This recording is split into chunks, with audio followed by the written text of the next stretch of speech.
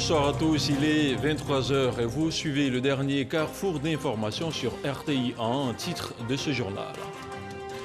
Hier samedi, le ministre de l'Équipement et de l'Entretien routier, Amédée Kofi Kwaku, a lancé officiellement les travaux de bitumage de la voirie de l'Ata, 3800 mètres de bitume qui vont donner un coup d'accélérateur au développement de cette sous-préfecture du département de Korogo. Le civisme et le respect des institutions sont deux symboles de l'État, des symboles auxquels des milliers de jeunes ont été sensibilisés par des élus locaux et des membres de la société civile. L'initiative porte la marque du REPSI. De détails dans cette édition avec Éric Goré. Et puis la fête de la Nativité qui rime avec la descente du Père Noël pour combler les tout-petits de cadeaux ne laisse personne indifférent en cette période de fin d'année. Dans ce journal, vous verrez comment le grand magasin, les boutiques et les supermarchés se mettent au diapason pour commémorer l'instant. Merci de suivre RTI 1. C'est un projet dont l'exécution va coûter 1,9 milliard de francs CFA à l'État de Côte d'Ivoire. Les travaux de bitumage des voiries de l'Ata, dans la région du Poro, ont été lancés samedi par le ministre Amédée Kofi Kwaku. Un lancement en marge des journées d'hommage au défunt Premier ministre Amadou Gon Coulibaly et qui permettra le bitumage de près de 4 km de route. Plus de détails avec Jérôme Kofi Aboulan. Ce samedi 19 décembre 2020 à l'Ata, une localité dans le département de Korogo, l'ambiance qui y règne est tout à fait particulière, pour ne pas dire festive. Les populations de cette localité sont sorties nombreuses pour la bonne nouvelle, à savoir l'annonce du démarrage des travaux de bitumage de la voirie de l'Ata. C'est le ministre de l'Équipement et de l'Entretien routier Amédée Kofi Kwaku qui porte le message. Il a indiqué être heureux de se retrouver parmi ces populations pour agir au nom du Premier ministre Ahmed Bakayoko. C'est pour moi un insigne honneur de représenter M. Ahmed Bakayoko, Premier ministre, chef du gouvernement, ministre de la Défense, à cette cérémonie de lancement des travaux de bitumage de la voirie de l'Ata. La cérémonie qui nous rassemble ce jour marque le début des travaux de bitumage de 3,8 km de voirie à l'Ata. Il convient d'indiquer que des travaux d'aménagement à caractère semi-définitif de cette voirie ont été réalisés en 2019 et 2020 par la société EKDS Nouvelle. Ces travaux ont consisté à la réalisation des terrassements et à la pose des différents ouvrages de drainage de la route avec pour but de faciliter la mise en œuvre du corps de chaussée une fois les financements obtenus. Les travaux de bitumage seront réalisés par l'entreprise portée au BTP en collaboration avec la société EKDS Nouvelle, sous le contrôle du BNET et la maîtrise d'ouvrage déléguée de la Géroute. En ce qui concerne la doléance formulée par mon aîné Sylvie Sélé, c'est-à-dire bitumer les 10 km entre Korogo et l'Ata, je voudrais préciser que cette doléance a été déjà formulée par le ministre d'État Gilbert Koné Kafana et par le ministre Issa Coulibaly. Je puis vous assurer qu'elle sera transmise au président de la République et je ferai de mon possible pour que sa réalisation puisse se faire si le chef de l'État en donne son accord. C'est l'occasion que saisit le ministre Amédée Kofi Kwaku d'en appeler au bon sens des jeunes de l'Ata, une valeur qui pour lui permet de réaliser toute entreprise. Chers jeunes de l'Ata, et au-delà de la région du Poro, son Excellence Alassane Ouattara a indiqué que la priorité de son action durant ce mandat sera centrée sur l'éducation, la formation et l'emploi des jeunes. Qui dit éducation fait référence aux enfants et aux jeunes. Qui dit formation fait référence aux jeunes, l'emploi des jeunes, etc. Comme vous le voyez, le chef de l'État vous a mis au centre de son action. Donnez-lui donc la force, le courage et la détermination d'atteindre cet objectif qui s'est fixé vous concernant. Mais cela ne sera possible que vous êtes imprégné du civisme inhérent normalement à tout citoyen vivant en Côte d'Ivoire, si vous êtes unis, disciplinés et volontaires. La Côte d'Ivoire de demain vous appartient. Travaillez au quotidien à sa réalisation. Les travaux de bitumage de la voirie de l'Ata sont financés par l'État de Côte d'Ivoire à hauteur de 1,9 milliard de francs CFA. Environ 4 km de voies seront bitumées dans un délai de 3 mois. La cérémonie de lancement des travaux s'inscrit dans le cadre des journées d'hommage, a fait le Premier ministre Amadou Gon Coulibaly, initiateur du projet. On parle maintenant de défense et de sécurité. Ils sont 111 élèves de la 15e promotion des médecins élèves officiers de première année jugés aptes à intégrer les forces armées de Côte d'Ivoire. À l'issue de 3 mois de formation commune de base, ils viennent d'être présentés au drapeau à l'école des forces armées de Zambakro. Une présentation qui consacre leur changement de statut. Des élèves qui ont été invités au respect du drapeau et à la discipline. Abou Sanogo. Sur les 120 stagiaires qui sont présentés au drapeau, 111 constituent la 52e promotion d'élèves officiers d'active et les 9 autres la 15e promotion de médecins élèves officiers. En formation à l'école des forces armées pour une durée de 2 ans en ce qui concerne les militaires et d'1 année pour les médecins. Ils étaient jusqu'à cette cérémonie perçus comme des simples civils. Ils ont donc été formés pendant 3 mois au savoir-faire rudimentaire, mais également à la discipline, à la rigueur, à l'endurance et aux valeurs qui fondent le métier des armes. À ces nouveaux militaires, le commandant de l'école des forces armées a expliqué les objectifs de la formation commune de base qu'ils ont reçue, mais également le sens de leur engagement. Chers élèves officiers d'active et médecins élèves officiers, il n'y a pas de métier plus noble que celui des armes. Soyez entièrement au service de la Côte d'Ivoire et de vos pays respectifs. Des soldats disciplinés et animés par une ferme volonté de gagner et de vaincre. Développez votre compétence et votre force morale. Enfin, agissez avec honneur. Exécution de l'hymne national par la musique militaire puis entonnée à la voix par les 120 stagiaires. Ils étaient dès lors jugés aptes à regarder l'emblème qui allait être désormais le socle de leur vocation. À cette étape, et désormais intégrés à la grande famille militaire, ces élèves officiers ont récité les 11 articles du Code du soldat, marquant ainsi leur engagement à être des militaires au service de leur pays respectif, d'obéir aux ordres dans le respect des lois et de protéger les biens et les personnes, s'il le faut, jusqu'au péril de leur vie. Pour l'année académique en cours, les 120 nouveaux soldats de la division de formation des officiers sont issus de Côte d'Ivoire et de 10 pays africains. En leur sein, 13 filles. Je vous le disais en titre, des parlementaires accompagnés de leaders de la société civile se donnent pour mission de sensibiliser les élèves de Côte d'Ivoire. L'initiative consiste à freiner l'incivisme et à mettre un accent particulier sur le respect des symboles de l'État. Une campagne de sensibilisation qui a touché près de 10 000 jeunes et qui porte la marque du réseau pour la promotion du civisme en Côte d'Ivoire et de l'organisation des jeunes du Conseil de l'attente. Le compte-rendu d'Éric Goré. 10 000 élèves sensibilisés à travers tout le pays. Cette campagne de sensibilisation qui est partie du centre de la Côte d'Ivoire en passant par le sud, l'est et le nord a connu son apothéose dans la cité des Antilopes, au centre-ouest de la Côte d'Ivoire. En première ligne de cette sensibilisation, des parlementaires ivoiriens, appuyés dans cette tâche par les leaders de la société civile, issus du réseau pour la promotion du civisme en Côte d'Ivoire et également des jeunes de l'organisation du Conseil de l'Entente. L'objectif est clair, emmener les élèves ivoiriens à privilégier leurs études et à abandonner définitivement les actes de violence.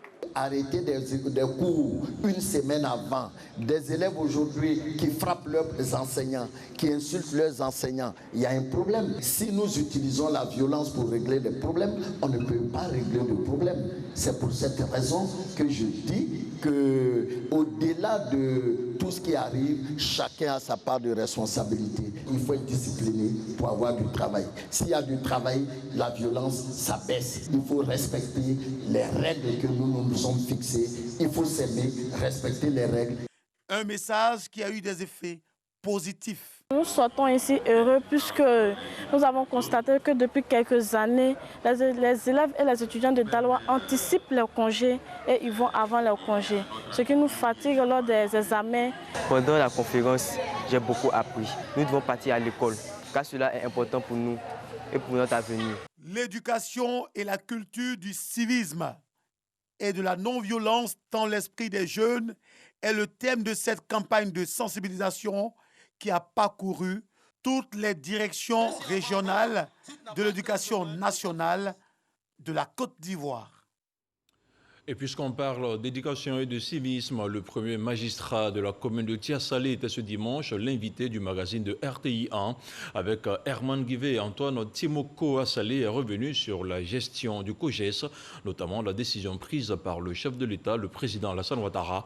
On regarde un extrait de son intervention. Les COGES ont été créés avec une ambition très noble pour aider à gérer l'école. Malheureusement, dans leur fonctionnement, ils se sont transformés en un outil de recouvrement de fonds, de sorte que leurs missions qui ont été déclinées dans un décret qui a été pris en 2012 par le chef de l'État, qui sont au nombre de 15, leurs missions ont été complètement dévoyées et au lieu d'aider à gérer l'école, à promouvoir l'école, les COGES se sont transformés comme je l'ai dit, en un outil de recouvrement. De sorte que les parents d'élèves à qui on a dit que l'école est gratuite ont été étonnés de découvrir que finalement l'école n'est pas aussi gratuite que cela. Ça fait près de 2 décennies que les parents crient par rapport aux cotisations COGES. Le chef de l'État fait donc bien de prendre maintenant le taureau par les cornes et de décider que ces frais vont être désormais supportés par les collectivités et l'État. Ce que je veux dire par rapport à cette décision, c'est que pour la comprendre, il faut l'inscrire dans le contexte ou bien dans le cap fixé par le chef de l'État par rapport au mandat qu'il va faire maintenant. D'accord. Et il a dit que pour ce mandat-là, le cap, c'est la lutte contre la corruption. C'est l'éducation, la formation professionnelle et l'emploi des jeunes. L'affaire sur les COGES, il faut l'inscrire dans l'angle de la corruption. À ce niveau-là? À ce niveau-là. Il faut l'inscrire dans l'angle de la corruption. Et donc, la décision que le chef d'État a prise peut être appréciée à plusieurs niveaux. D'abord, elle va donner du sens à la notion de gratuité de l'école. Parce qu'on a proclamé l'école gratuite, mais dans les faits, elle n'est pas gratuite. Et donc, supprimer les frais COGES par rapport aux parents, c'est une décision importante. Deuxième chose, elle va remettre les collectivités, les élus locaux, maires et conseils régionaux, dans leur vrai rôle, qui est de gérer l'école et de construire les établissements scolaires. Ce n'est pas au ministère de l'Éducation nationale de construire les écoles. Cette compétence a été transférée aux collectivités. Il faut donc que les ressources qui sont destinées à cela soient envoyées aux collectivités pour qu'elles jouent vraiment leur rôle. Ensuite, cette décision du chef de l'État va redonner un nouveau souffle à l'école en mettant fin aux activités d'une véritable armée d'acteurs du système éducatif qui ont créé ou qui ont construit un vrai business dans la poche des parents, avec des pratiques parfois mafieuses et qui tournent autour des COGES. Enfin, je pourrais dire que cette décision va redonner de l'espoir et va créer une nouvelle espérance dans l'école pour les parents d'élèves qui désormais pourront faire des économies qui ailleurs finissaient dans les poches d'individus transformés en recouvreurs de fonds dans nos écoles. Et il faut que les élus que nous sommes, nous prenions nos responsabilités. À Tiasalé, nous l'avons fait. Sur un tout autre plan, à Kong, dans la commune de la région du Tchologo, le programme du président de la République, une Côte d'Ivoire solidaire, est une priorité. Les autorités municipales mettent tout en œuvre pour l'exécuter afin d'assurer le bien-être des populations. On regarde le compte-rendu de Kader Sogodogo. Accélérer la transformation économique et sociale de la Côte d'Ivoire et placer le citoyen au cœur du développement. Telle est la vision du président de la République, Alassane Ouattara, à travers son programme intitulé Côte d'Ivoire solidaire. Ce concept est désormais au cœur de toutes les activités du conseil municipal de Kong, localité d'origine du chef de l'État. 22 projets de développement exécutés à plus de 80%. Ils ont pour nom éducation, hydraulique, santé, commerce, électrification, logement, etc. Le tout pour une enveloppe de plus d'1 milliard de francs CFA. La Côte d'Ivoire solidaire, c'est aussi Kong solidaire. Et Kong solidaire passe par la mise en place d'une mutuelle de développement de Kong qui va rassembler tous les fils et les filles de Kong parce qu'on pense que c'est un vecteur, un instrument majeur de développement. Donc les textes fondateurs de cette mutuelle sont déjà prêts et permettra à chacun des fils et filles de Kong de s'impliquer davantage dans le développement de la commune de Kong. La tutelle apprécie bien les efforts consentis par la municipalité. Nous avons remarqué une dynamique dans le développement de la ville et il faut souligner les efforts importants consentis par monsieur le maire et le conseil pour apporter des réponses idoines aux préoccupations des populations. Dans les jours à venir, de retour des congés de Noël et du Nouvel An, les jeunes filles du lycée moderne Dominique Ouattara vont intégrer l'internat nouvellement équipés par le maire Berté Abdraman Tiemoko. Retour maintenant à Abidjan, où voici maintenant 48 heures que la deuxième édition du concept Abobo en fait a démarré dans la commune du maire Ahmed Bakayoko. Pendant 2 semaines, la population aura l'occasion d'offrir des cadeaux à leurs enfants sur un parc d'exposition riche de 150 exposants. Une idée mise en place par le premier magistrat de la commune afin de permettre aux populations d'Abobo de finir l'année en beauté. Issa Chonayeo. Un sapin illuminé, des stands de jouets et de plusieurs autres objets exposés. Abobo en fait, deuxième édition, a ouvert ses portes au grand public.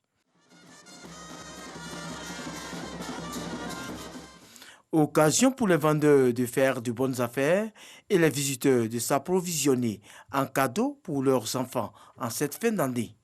Il y a les jeux de 25 000, 10 000, 30 000, 40 000. Voilà, c'est les jeux. On est là pour que les parents viennent faire les achats. Nous allons faire des achats et puis partir à la maison. En tout cas, on invite tout le monde à venir assister à ça. Selon Kone Siaka, représentant le maire Ahmed Bakayoko, Abobo en fait permet d'égayer la population et de lutter contre la pauvreté. L'activité couvre tout le monde, que ce soit les adultes, les femmes, la gastronomie, les enfants, les aires de jeu, tout le monde a sa place. Tout est fait pour lutter contre la pauvreté, pour aider les populations donc, qui en ont le plus besoin. Ça a toujours été son souci. Et cette fête-là rentre également donc, dans cette même ligne. La première édition de Abobo en fête a enregistré 60 exposants. Cette année, ils sont 150 à proposer plusieurs produits de choix aux parents pour égayer les tout-petits. Abobo en fête prendra fin le 1er janvier prochain. Et on continue à parler de la fête de Noël qui sera célébrée dans une poignée de jours. Une célébration religieuse, mais surtout une fête de cadeaux et de jouets pour enfants. Pour la circonstance, les boutiques se mettent au diapason avec des rayons aux couleurs de Noël. Mais l'année 2020 reste fortement marquée par la pandémie de la Covid-19. Dans ce reportage que je vous propose de suivre maintenant, vous verrez comment les marchands se sont préparés dans ce contexte sanitaire qui rime avec la conjoncture économique des marchands qui se sont approvisionnés malgré tout. Le reportage de Jean-Luc Bangbo. Cocody Angré, une semaine avant Noël, dans ce supermarché spécialisé dans la vente de jouets et d'articles de Noël, c'est le calme avant la tempête. Réunion debout entre Rawas Nabi, le superviseur des ventes, et ses vendeuses. À l'ordre du jour, la stratégie pour mieux gérer le flux des clients qu'il s'apprête à recevoir.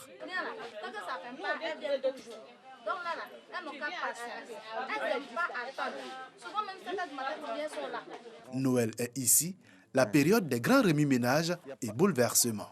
En fait, ici c'était tout le magasin, ce sont des trucs de divers. Maintenant, comme le magasin est 2 étages, on a fait déplacer tous les trucs de divers jusqu'au 2e étage et en bas, on a exposé tous les jouets. Pour accompagner ce regain d'activité en cette période, le supermarché a doublé ses effectifs. C'est mieux si tu attrapes ça parce que juste faut essayer. Sita est l'une des heureuses élues. Sans emploi, elle a été recrutée pour 2 semaines. Je suis à la maison et je peux dire que c'est une très bonne opportunité. On ne sait jamais peut rester. Sita espère que la magie de Noël l'accompagnera au-delà de cette opportunité temporaire. Une magie de Noël qui a même résisté ici à la pandémie de coronavirus. On a pris notre disposition et puis on a cherché ça avant. Et quand le corona s'est commencé, on a déjà allé pour faire les marchandises et puis on a cherché tout ça en temps. Les ventes, quant à elles, ne se sont pas autant bien portées.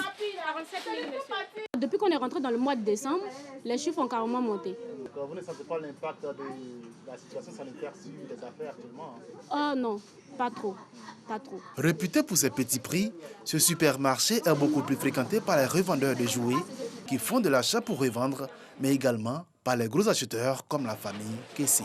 Chaque Noël, on va donner des cadeaux aux enfants. Au départ, c'était les enfants orphelins de guerre. Maintenant, je donne à tout enfant qui, quand je sens qu'il a besoin d'un cadeau, je lui fais cadeau. Aujourd'hui, je crois que nous sommes à 100, je ne sais pas combien, mais ils m'ont fait une remise et je suis à 109 000. Comme c'est Noël bientôt, donc on a voulu acheter dès maintenant ne pas être en retard. Cette autre grande surface est plus orientée vers les particuliers. Ici non plus, on ne veut pas se laisser surprendre par la fièvre acheteuse de Noël. Un nouvel achalandage est de mise. 2, 3, 4, 5. Sur ces 5 TG-là, habituellement, on a des frigos, des gazinières, des micro-ondes, tous les appareils électroménagers qu'on a rentrés en rayon. On a réimplanté nos rayons pour laisser justement de la place aux jouets. C'est les poupées pour petites filles, ouais. Les jouets pour petites filles, c'est les jouets les plus vendus du magasin. Une année normale donc. Mais la pandémie de coronavirus vient comme une piqûre de rappel. La crise sanitaire a eu un impact sur les approvisionnements. On soucie un retard justement de livraison chez un fournisseur de Corée du Sud, donc justement les tablettes. Mais ça c'est à leur niveau, ils ont du mal avec la crise du coronavirus, ils ont eu du mal à s'approvisionner eux également dans leurs matières premières. Mais il en faut plus pour entamer l'optimisme des commerçants.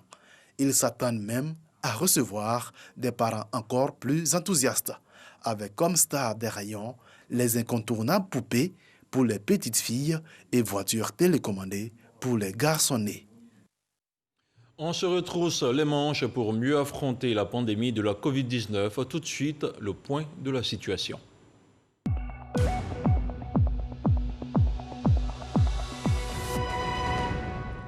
Le ministère de la Santé et de l'Hygiène publique a enregistré ce jour dimanche 20 décembre 2020 28 nouveaux cas de Covid-19 sur 1930 échantillons prélevés, soit 1,4% de cas positifs, 27 guéris et 0 décès. À la date du 20 décembre, la Côte d'Ivoire compte donc 21 918 cas confirmés, dont 21 478 personnes guéries, 133 décès et 306 cas actifs. Le nombre total d'échantillons est de 244 957. Autre chose à présent, à Sinématiali, dans la région du Poro, 4 coopératives viennent de recevoir des équipements de transformation de noix brutes du cajou. Les dons ont été remis par un cadre de la localité d'une valeur de 30 millions de francs CFA. Ces remises d'équipements s'inscrivent dans le cadre du projet à impact rapide du gouvernement. Le compte-rendu de Mahama Traoré. L'équipement remis à chacune des 4 coopératives agricoles de Sinématiali est composé d'un calibreur, d'un cuiseur, d'une décortiqueuse et d'un four. De quoi permettre à chaque coopérative bénéficiaire de se doter d'une petite unité industrielle qui pourra transformer en moyenne 360 tonnes de cajou par an. Il est important qu'au-delà de la production, que nous allons à la transformation. Sur la chaîne de valeur de la noix de cajou, les clés de répartition sont de 20 pour le niveau production, 20% la valeur, la chaîne totale, 40% au niveau de la transformation et 40% au niveau de la distribution. Ces dons d'une valeur de 30 millions de francs CFA ont été rendus possibles grâce au projet à impact rapide initié par le gouvernement. Fait notable, ces 4 unités de transformation de cajou ont été fabriquées par un équipementier ivoirien. On compte sur vous. Non seulement on compte sur vous pour que vous vous organisiez bien, mais on compte sur vous pour que vous utilisez bien ces équipements.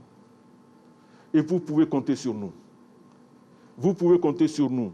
Si c'est bien utilisé, non seulement vous aurez d'autres, mais vous-même là, on va augmenter votre capacité. Je dis merci aux autorités, mais nous, on vous garantit, en tant que coopérative, dans 5 ans, tous les produits de Sinématiali seront transformés. Chaque unité de transformation emploiera en moyenne une vingtaine de personnes, soit 80 emplois créés à Sinématiali, premier producteur mondial de cajou. La Côte d'Ivoire occupe également le 4e rang des pays transformateurs. Pour la prochaine saison, le Conseil Coton Anacad projette une production nationale de 850 000 tonnes. Comment faire face aux enjeux de la déforestation? Une rencontre pour tenter de répondre à la problématique s'est tenue vendredi dernier à Abidjan. Il s'agissait pour les parties prenantes de faire le point du projet d'appui au ministère des Eaux et Forêts dans le cadre de la réforme réglementaire liée à la définition de la légalité du bois et à la mise en œuvre de la RED+. Plus de détails avec Asto Touré. Face aux enjeux liés à la déforestation en Côte d'Ivoire, le gouvernement a entrepris plusieurs réformes, dont son engagement dans le mécanisme RED+, et dans le processus de négociation de l'accord de partenariat volontaire pour l'application des règlements, la gouvernance et les échanges commerciaux avec l'Union européenne. La FAO se réjouit particulièrement qu'un résultat important soit obtenu, c'est celui de la coordination entre les activités dans le secteur de la RED+, et les activités dans le secteur du FLECT, la gouvernance, gestion, traçabilité, etc. Et tout ce qui est lutte contre les émissions de gaz à effet de serre issues de la déforestation et de la dégradation des forêts. Nous sommes convaincus que cette dynamique, cette synergie et cette dynamique de participation et de cohésion entre les processus FLECT et RED, notamment dans le cadre des réformes, doit se poursuivre. Ce projet a permis d'identifier, de réviser et d'élaborer les textes d'application de la nouvelle loi forestière nécessaires pour la définition de la légalité du bois. La preuve de légalité du bois est une exigence dans le cadre du processus APV FLECT et cela concerne aussi les questions de traçabilité du bois. Et donc il est important que nous puissions discuter avec l'ensemble des parties prenantes qui sont concernées par ces problématiques. Cette rencontre est l'occasion de présenter aux parties prenantes les résultats obtenus, les leçons apprises et les difficultés rencontrées. Ce que le ministère gagne, c'est que les préoccupations des populations ont été effectivement prises en compte, de sorte que les tests issus donc de ce processus-là puisse être mieux appliqué sur le terrain, puisse rencontrer l'adhésion de tous. Le projet d'appui au ministère des Eaux et Forêts dans le cadre de la réforme réglementaire liée à la définition de la légalité du bois et la mise en œuvre de la RED+, a réuni plus de 50 participants. Un mot de politique à présent avant de passer à l'actualité internationale. Après la présidentielle, l'heure est désormais au bilan dans les différentes coordinations régionales et départementales du RHDP. À Grand-Bassam, par exemple, les militants ont échangé avec le responsable régional du parti. À terme, il s'agit pour les militants de faire du Sud Koumoué un véritable bastion du RHDP. Le compte-rendu de Mamadou Kouassi. Ils sont venus de toutes les sections de base de la commune de Grand-Bassam pour échanger avec le ministre Eugène Akaolé. Ces responsables de comité de base du RHDP de Grand-Bassam, accompagnés des chefs coutumiers et religieux, sont venus faire le point de la campagne présidentielle d'octobre 2020 au coordinateur régional du RHDP du Sud Koumoué, mais aussi le chargé de transmettre au président Alassane Ouattara leur soutien et leur attachement à sa politique. Ces hommes et ces femmes de la commune de Grand-Bassam, militants du RHDP, ont dit à leur responsable régional leur détermination à faire triompher le RHDP dans le Sud Koumoué. Un engagement qui réjouit le ministre Eugène Akaolé. Le coordonnateur régional RHDP du Sud Koumoué a invité l'ensemble des militants à rester mobilisés et à œuvrer davantage pour la victoire du RHDP lors des futures batailles électorales. Le Sud Koumoué, pendant ces élections, a su fonctionner dans la paix, dans la cohésion totale.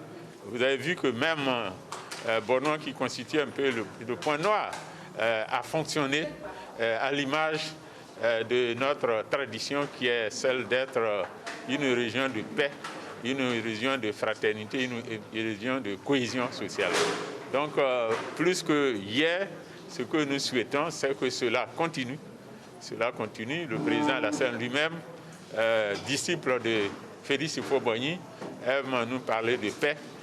Nous devons tous naviguer dans la paix pour le bien de la Côte d'Ivoire et pour le bien de notre Sud Koumoué. Le ministre Eugène Akaolé a promis également une grande rencontre avec l'ensemble des populations pour exprimer la gratitude du chef de l'État, Alassane Ouattara. Il faut rappeler que la commune de Grand-Bassam a réalisé un taux de participation de plus de 46%, avec 93% de voix accordées au président Alassane Ouattara.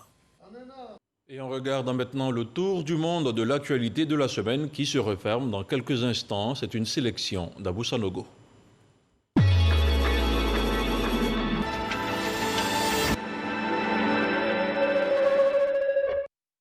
Au Liban, le Premier ministre démissionnaire Hassan Diab a refusé ce lundi d'être interrogé par le procureur Fadi Sawan, qui l'a inculpé pour négligence et manquement dans le cadre de l'enquête sur l'explosion du 4 août au port de Beyrouth.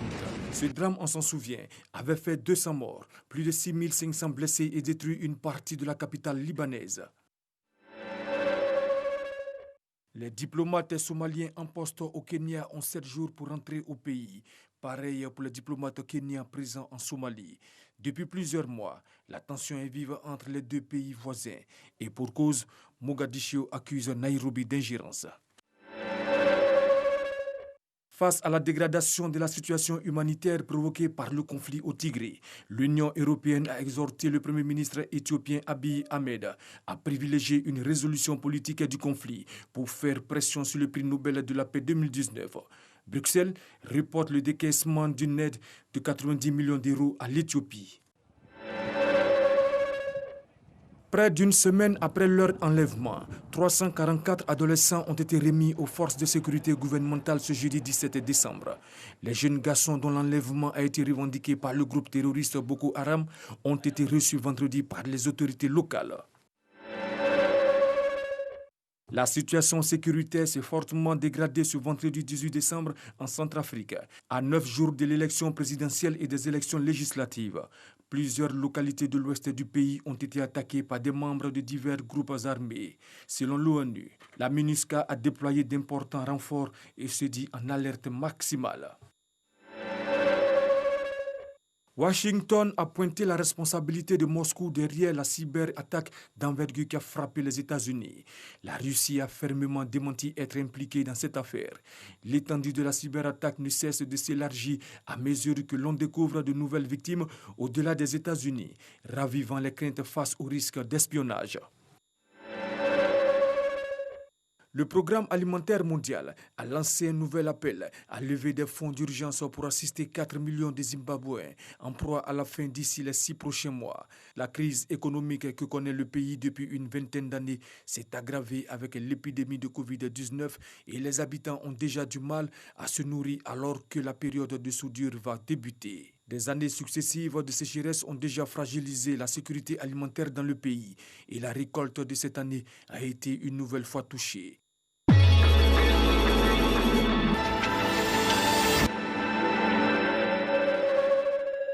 Et c'est ici que l'on s'arrête ce soir. Merci de nous avoir suivis. Je vous souhaite un agréable début de semaine dans la paix, mais surtout dans la santé. Restez sur RTI 1. Bonsoir.